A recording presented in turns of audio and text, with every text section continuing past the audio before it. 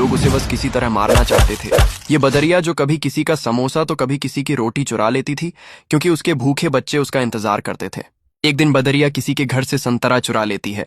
तभी ये आदमी बदरिया को पकड़कर उबलते हुए तेल में डाल देता है। बदरिया बेचारी तड़पते हुए भागती है।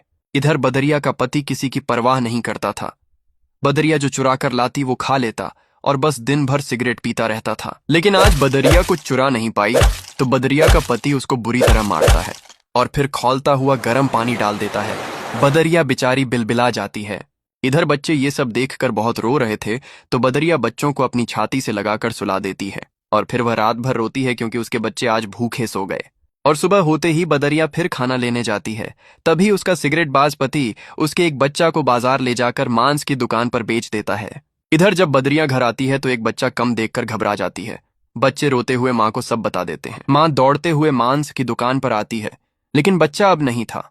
माँ फूट फूट कर रोती है और अपने बाकी बच्चों को लेकर जंगल चली जाती है और फिर एक नदी के किनारे घर बनाती है। बच्चे भूख से बिलबिला रहे थे, तो माँ खाना लेने चली जाती है। तभी एक जंगली शेर बच्चों पर हमला करके बच्चों को मार देता है। जब माँ वापस आती है तो मरे हुए बच्चों को देखकर चीख चीख कर रोती है और फिर बच्चों की याद में नदी में कूदकर अपने प्राण दे देती है। लेकिन आपने फिर भी इस माँ के लिए लाइक और सब्सक्राइब नहीं किया।